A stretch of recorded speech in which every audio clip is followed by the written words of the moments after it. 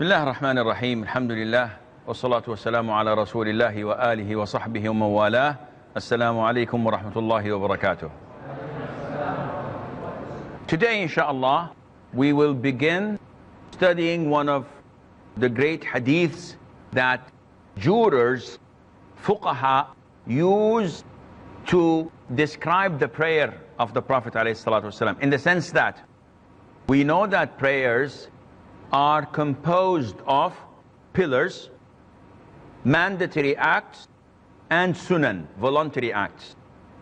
Now, the pillars are extremely important because without them, whether you forget or you're ignorant or you don't know, your prayer is invalid unless you make up for it during the prayer. But if I remember that, oh, yesterday, Asr prayer, I prayed it only 3 rak'ahs. Yalla, ma'alish. No, it's not ma'alish. You have to repeat the whole process again. I prayed 4 rak'ahs, but I did only 7 sujood, 7 prostrations. The 8th one I didn't do. Yeah, that's okay. No, it's not okay. You have to do it again. Wajib or mandatory, obligatory acts, if you forget them, it's okay. If you don't know about them, it's okay. Your prayer is valid. If you remember while you are in the prayer, you have to offer prostration of forgetfulness, sahu. And we will come to talk about this, inshallah, on time. Sunan, voluntary prayers, these are okay for you to do. You will be rewarded. If you don't do them intentionally, your prayer is valid. No problem to that. And we will come to mention, maybe, inshallah, some of these things. So, hadith number 75. Bismillah ar-Rahman ar-Rahim. Narrated Abu Hurairah radhiyallahu ta'ala anhu, the Prophet sallallahu alaihi wasallam said, the Imam is to be followed. Say the takbir when he says it. Bow if he bows. If he says Sami Allahu liman hamida, say Rabbana wa lakal hamd. Prostrate if he prostrates, and pray sitting altogether if he offers the salah sitting. Al-Bukhari. Okay, Muhammad, read the second hadith, please. Narrated Aisha, Allah's Messenger sallallahu alaihi wasallam offered the salat in his house while sitting during his illness. And the people offered salat behind him standing, and he appointed to them to sit down. When he had finished the salat, he said, the Imam is to be followed, and so when he bows, you should bow. And when he lifts his head, you should also do the same. And if he says, Sami Allahu liman hamida, say Rabbana wa lakal hamd. And if he prayed sitting down, pray all of you sitting down. Al-Bukhari. Very well.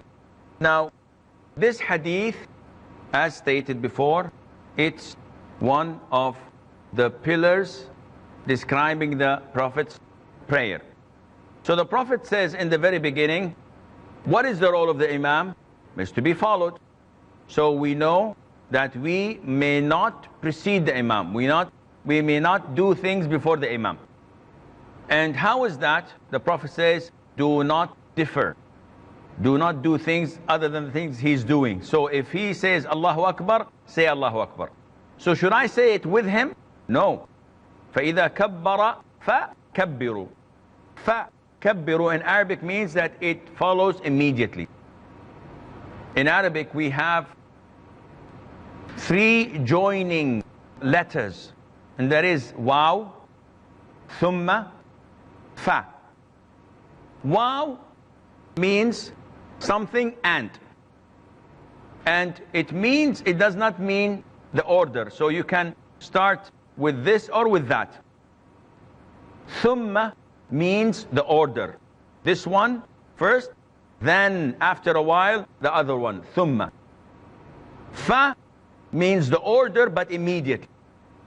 So from this hadith, there all the words used, all the verbs used have the letter fa.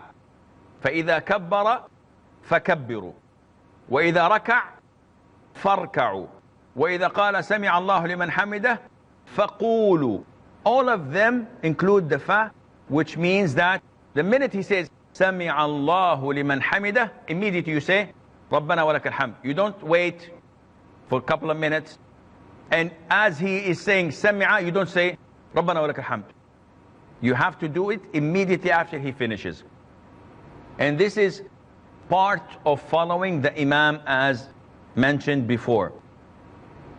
Also, the Prophet ﷺ is the leader, and likewise every imam. The hadith states that every imam is made to be followed. But the word imam, is it used only in prayer? No. It's used outside of prayer. Is it used only for good? No. In the Quran, Surah Al-Qasas, we find that it is used also for evil. So the imams can be part of those who call people for goodness. And yet there are imams, as Allah mentioned in the Quran, who would call people to hellfire. And how would we differentiate which imam is this and which imam is that? By those who follow the Quran and the Sunnah. So it is not an issue of how many followers do you have.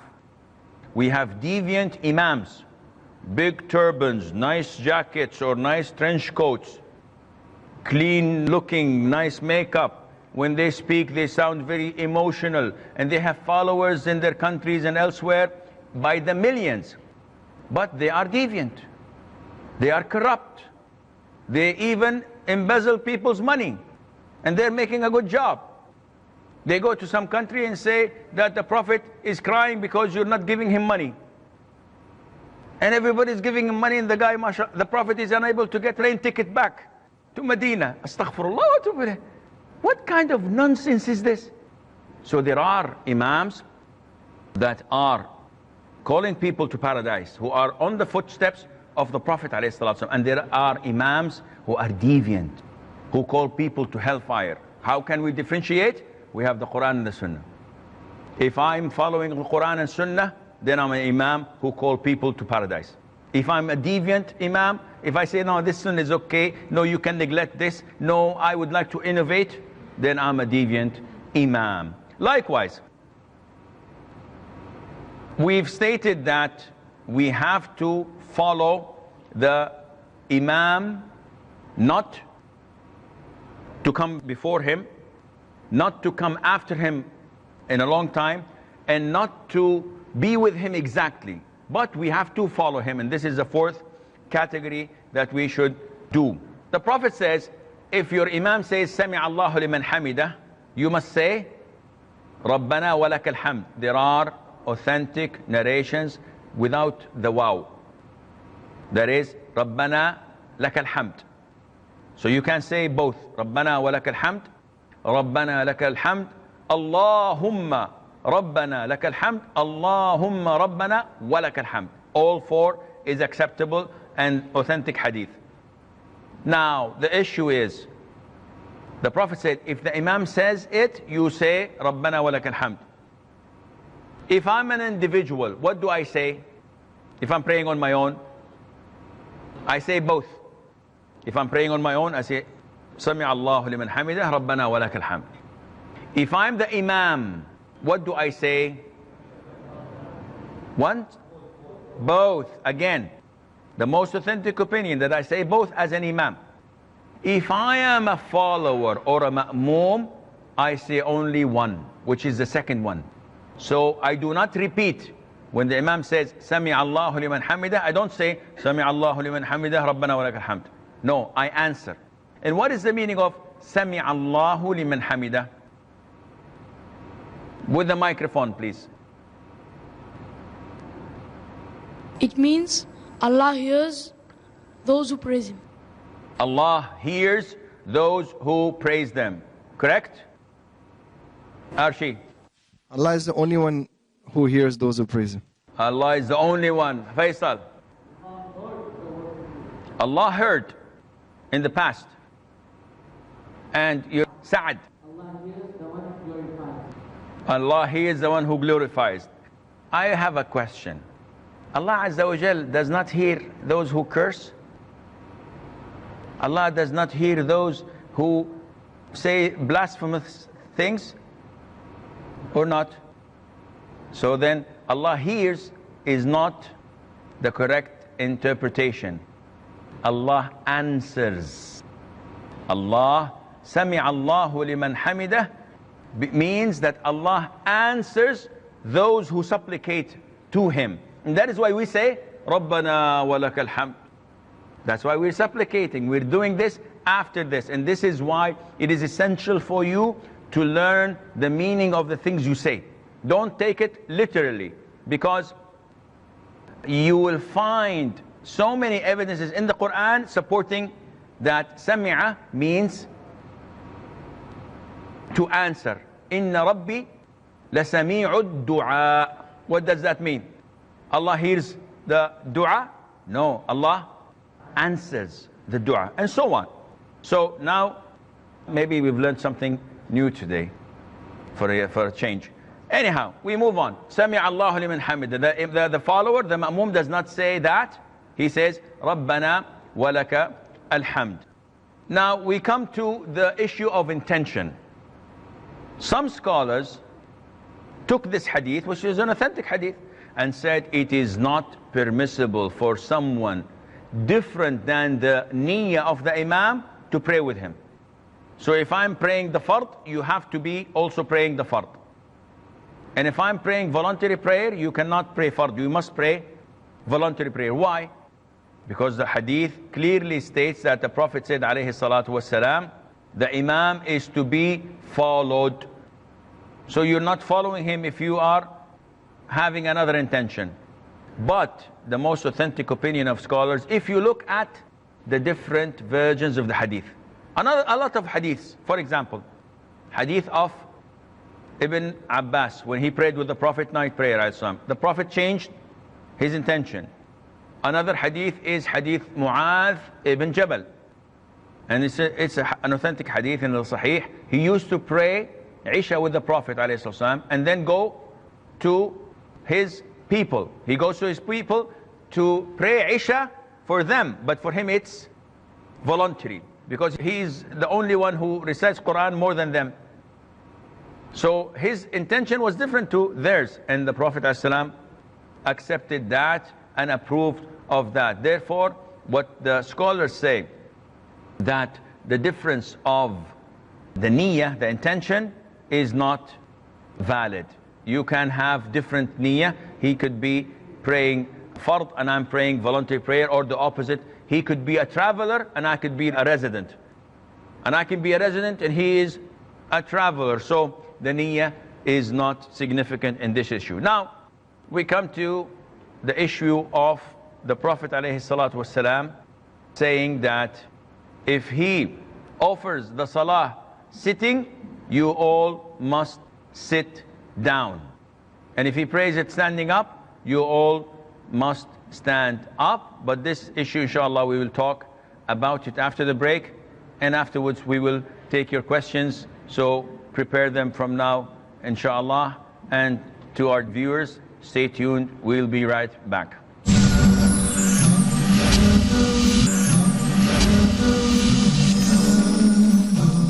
Assalamu alaikum and welcome back. We talk now about the ruling of the imam if he is a handicap or unable to stand. So the Prophet tells us ﷺ clearly that if he prays standing up, you should all pray standing up, but if he prays sitting down, you must all pray sitting down. And this caused the scholars to differ as usual. And they have a lot of rules and regulations and verdicts and rulings on this issue. The most authentic opinion is, if the imam begins his prayer sitting down, all of those behind him must sit down and pray sitting down, although they're capable of standing. Why? Because the hadith is crystal clear. If he is praying sitting down, you all must sit down. And this has been done by the companions in so many occasions, especially when the Prophet was ill, alayhi salatu wasalam. In some incidents, he fell off his ride and injured his ankle and could not stand up. So he used to lead the prayer sitting down, and once they stood up, he pointed to them to sit down. And they immediately sat down, and he told them that if your imam is sitting down, you should sit down. Why? Because the imam is made to be followed. And that is why the Prophet ﷺ shows us the discipline in Islam. Not only that, it shows us the humbleness. Now imagine if I'm the Imam and I'm sitting down and everybody's standing up. How would I feel? I would feel some pride and arrogance in me. And that is why the Prophet says in an authentic hadith, whoever is sitting and desiring and wishing that all the people stand up for him, may he choose his seat in hellfire. So it's not part of the sunnah at all to sit and people standing, serving you, and you want this, and you wish to see this because this is a sign of arrogance, of kibr. And this makes the person having these feelings go to hell. So the Prophet is telling them to sit down, alayhi salatu wasalam. And he did this with them, and they prayed sitting down in a number of occasions. Scholars say, if the Imam started the prayer standing up and then something happened and he had to sit down, the people praying behind him continue to pray standing up. Why? Because the initiation of the prayer was in the standing position, so they should continue. Evidence? The evidence is in the last or the final days of the Prophet's life, alayhi salatu wasalam, Abu Bakr started leading the prayer. And while in the first rak'ah, the Prophet felt a little bit better. So he was dragged into the masjid by Al-Abbas and Ali, may Allah be pleased with them, and was to be in the position of the Imam with Abu Bakr praying to his right. So the Prophet sat down and Abu Bakr sat to his right, and Abu Bakr went back a little bit. So the Prophet continued the prayer as the Imam, but he was what? Sitting down. And they were all standing up, and he did not tell them to sit down because they started the prayer following Abu Bakr, and he was standing up, so they continue this prayer. And the Prophet used to pray, and Abu Bakr used to follow him, and the people followed Abu Bakr. By this, all the evidences are joined and combined, and they go in one line. Rather than saying, no, you don't do this, or yes, you have to do that. This is the way of a proper student of knowledge, that he gathers all the hadiths and he makes sure that they all fit and fall into the same line. I think that this is all we have regarding this issue. Of course, before we take your questions, from this hadith we learn the importance of obedience and of following the Imam. Not only in Salat, but also in our normal daily lives. If Allah appointed someone to be our leader, to be our Imam, to be our ruler, it is simple to say that Islam instructs us to obey him. And Islam instructs us to follow him, as long as he's not instructing us to do sin. Because there is no obedience to any creature if he's ordering us to disobey the Creator Azza wa Jal. However, without this discipline, without this obedience, there will be chaos. And that is why even if the ruler is an aggressor, even if he's a tyrant, as long as he's Muslim and he prays, we have to obey him. If he's not Muslim, we have to obey him within the limits, providing that we do not have the capability to overthrow him. But if overthrowing him means killing of people and bloodshed and destruction in the country, Islam tells you stop. You're not ready yet. And the pros and the cons are far greater than the pros. We take your questions in the remaining time. Yes, brother. Assalamu alaikum. Sam. Sheikh, I had two questions regarding the invitation.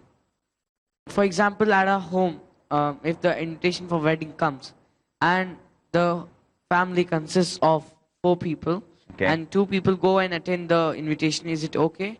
And in my life, I had to face a situation where it was made mandatory for me to attend a program, and at the same time I had an invitation for the wedding. So what was better for me, to attend the program or go to the wedding? A program? A That TV provide program? opportunity for da'wah. Okay. First of all, if an invitation is for the whole family and not to a particular member of the family, you're not obliged. I'm talking about individuals. So if someone says, your family is welcome. Now, he did not designate a particular person, so this is an open invitation. But if he says, Sa'ad and Sa'id and Su'ud, they're all invited, they have to all come because they've been designated. Now, if you have other obligation, if it is as important, then you have to attend the first. If it's a program, da'wah program, and a wedding, then in this case you have to seek the permission of the host. Ask him that, please let me free and give me the permission to attend. If he doesn't, you have to attend. Because the da'wah program is not something that is a life or death issue. And his invitation is mandatory for you to answer. The question might be that if you have two invitations to weddings, so who do you attend? The first. You attend the first one that came to you. So if I have two conflicting on the same day, which one came first? I don't think that they all came at the same time. One of them came a week prior, or few days, or few hours, and you attend the first, and Allah knows best. Yes, brother. Assalamu alaikum. Salam.